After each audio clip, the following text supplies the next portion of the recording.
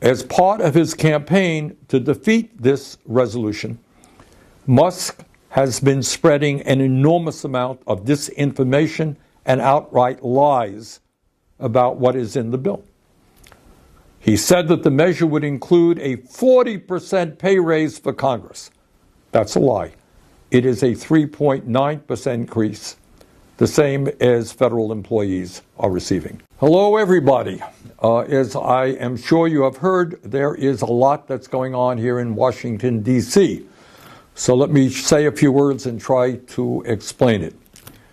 Bottom line, after all is said and done, is that after months of negotiations, Senate Democrats and House Republicans reached an agreement called a continuing resolution, which would continue to fund the government for 3 months.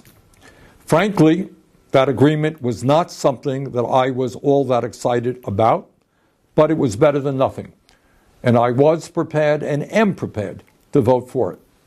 And one of the reasons is that it contained a reasonable increase in funding for primary health care, something that I feel very strongly about and that my committee, the Health, Education, Labor, and Pension Committee, is responsible for. And given the enormous crises that we're facing in health care in this country today, it really would be of help to many millions of Americans. What this legislation would do is significantly, or modestly at least, increase funding for community health centers all over this country, which treat about 30 million Americans who are low income or working class. And it would also increase the number of young doctors who go out into rural America and also into underserved areas. That is where we need the doctors and the nurses, and that's what this legislation would do.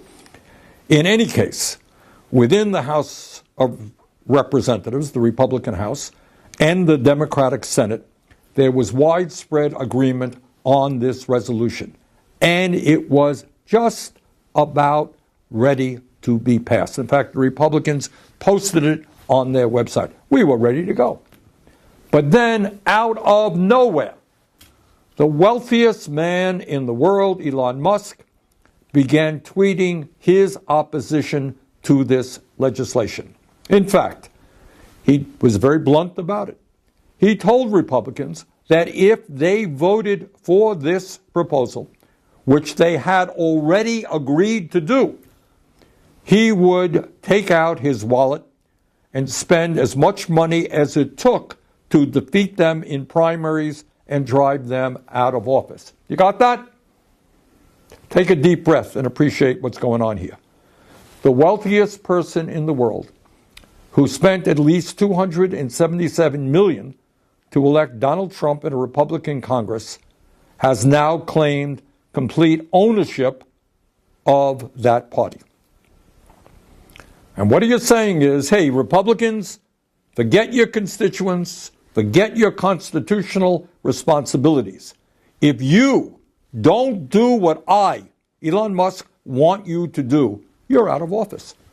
And I have the money to do just that. My friends, what we are looking at here has nothing to do with democracy.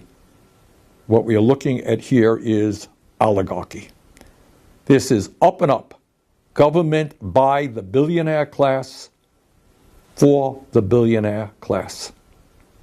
And by the way, Musk is not only trying to intimidate Republicans, he is trying to inject himself into the Democratic Party as well.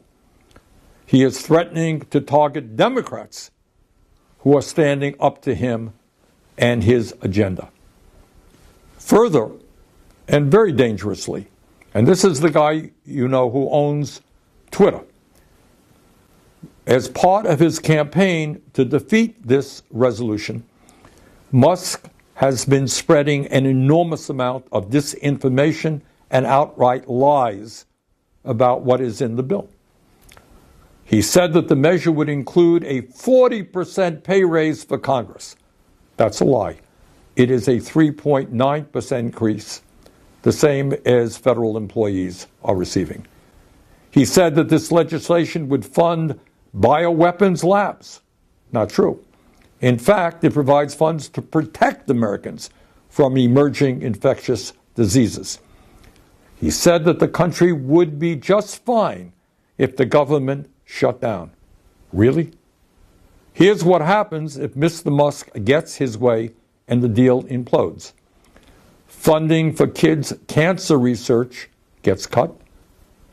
At a time when we are already paying the highest prices in the world for prescription drugs, pharmaceutical middlemen will be able to continue to overcharge you for your prescriptions. Americans recovering from devastating floods, fires, and hurricanes, often due to climate change, won't get the help that they need. That's what happens if the proposal goes down. And what happens if the government shuts down? Well, our troops won't get their paychecks. Nearly 7 million women and children who rely on WIC nutrition assistance could go hungry. And 2 million federal government workers, some of whom don't make a whole lot of money, won't be getting paid. Now let us be very clear. Elon Musk was not elected to be president of the United States. In fact, he was not elected to be dog catcher.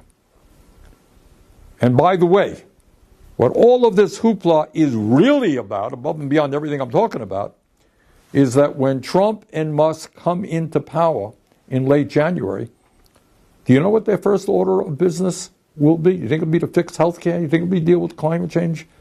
Deal with homelessness? Well, if you thought that, you're dead wrong. Their first order of business will be to provide massive tax breaks for the wealthiest people in this country and the largest corporations. So think about it. At a time of unprecedented income and wealth inequality, when Musk himself is worth almost $500 billion, what these guys want to do is give more tax breaks to billionaires and the heads of large corporations. So where do we go from here? Let us understand the gravity of what we are dealing with. This is not politics as usual. This is not just Democrats versus Republicans, conservatives versus liberals or progressives. It's much deeper than that. What we are dealing with right now is that the billionaire class, which owns so much of our economy, which owns so much of our media, they are now moving aggressively to own our political system as well. So we got a lot of work in front of us. We've got to educate, we've got to organize, and we have got to stop them. Thank you very much. Have a great holiday season.